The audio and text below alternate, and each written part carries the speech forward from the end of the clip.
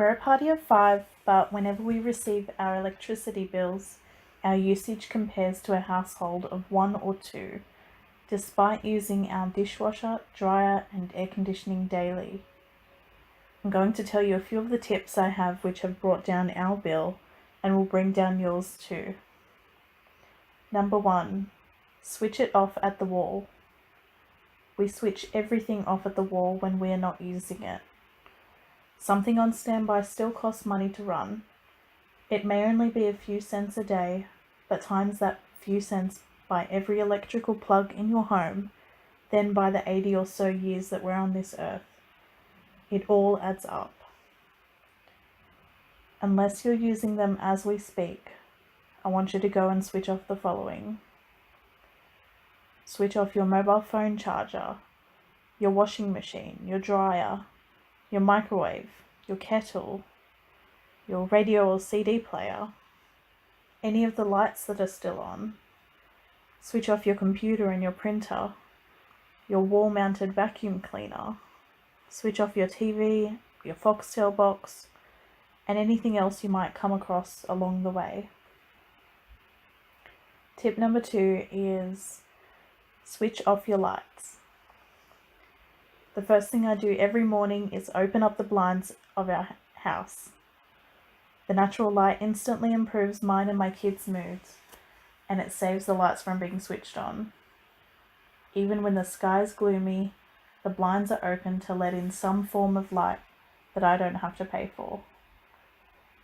At night time, the only lights that are switched on are the rooms that we're in. If we get up to leave that room, even if it's just to use the bathroom, that light is switched off. I know lots of people who at night time have every light on in their home, or multiple lamps switched on to create some form of mood lighting. Each to their own. But would you rather light up a room that you're not even in, or would you rather extra dollars in your pocket? I know which one I'd prefer. Tip number 3 is to give your clothes dryer the day off. Now, it would be hypocritical of me to tell you to stop using your clothes dryer completely when I use it daily myself. Yep, even in summer. The clothes dryer is one of my favourite luxuries, and I've always told myself that the convenience of not having to hang up a load of washing was well worth the money. However, now we have some hefty money goals, so I've decided to challenge myself to hang out 1 load of washing per day.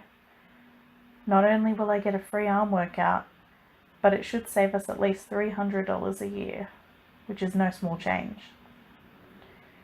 If, like me, you have a serious relationship with your dryer, I hope you'll consider spending some time apart and instead hang out with the OG of clothes drying, the one and only clothesline. If you don't have access to one, you can invest in an airing rack, which you can purchase for pretty cheap at your local Bunnings or Kmart. All hope is not lost though. You don't have to sell your dryer yet. Just remember, every load of washing that you hang up is more money in your pocket. Tip number 4 is about your air conditioning. Now, my body runs hot. Think Jacob from Twilight hot. Yep, I'm in my 30s and I did just reference Twilight. Don't judge me.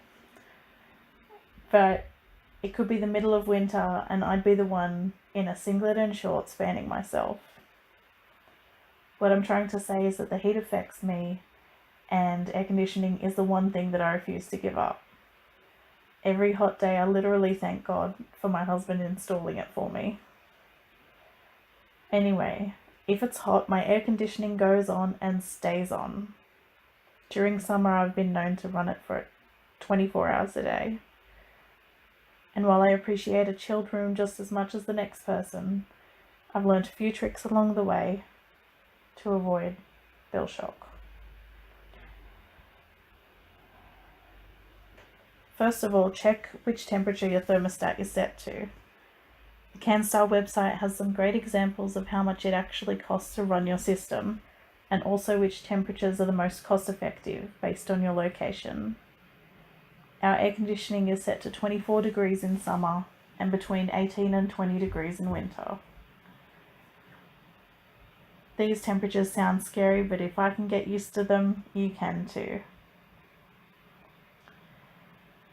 Another tip is to turn off the air conditioning system after a while. This summer was the first year that I experimented with letting the aircon run for an hour or two. Then I'd switch it off until it became uncomfortable again.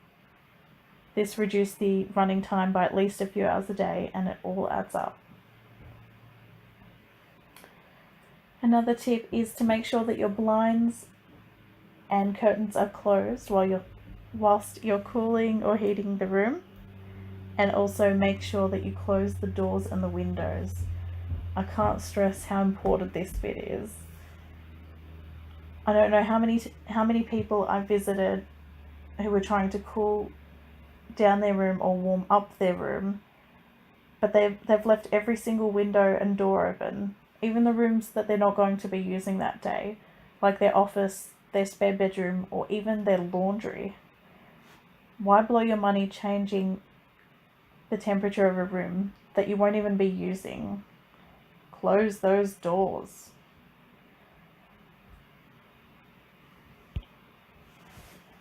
Number 5 is work out when your off-peak and peak hours are. Did you know that energy companies charge different amounts based on what time you use your power? Do you actually know when your peak and off-peak times are? We're with Energy Australia and they charge the most on weekdays between 2 p.m. and 8 p.m. So during this time, we try to use minimal power. If I can help it, I won't use my vacuum cleaner, washing machine, air conditioning, dryer or dishwasher during this time. I make sure the kids are busy and I try to keep the TV and Wi-Fi switched off. I also make sure that we've already charged our phones up and our laptops as well before peak hour kicks in.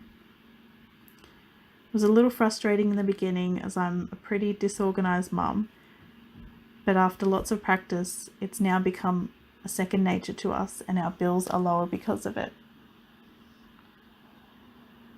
Now this last part is very important.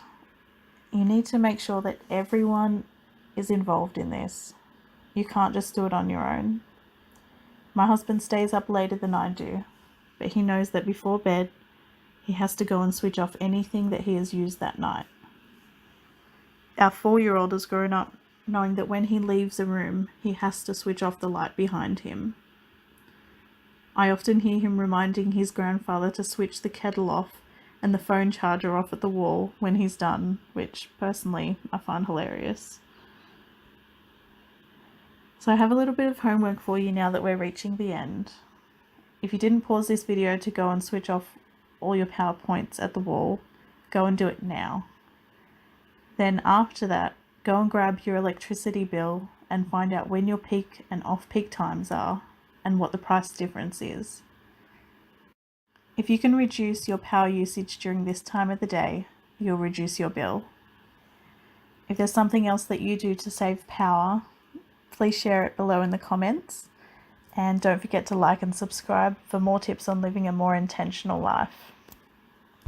Now get moving, because your freedom requires your discipline, and nothing will change unless you do.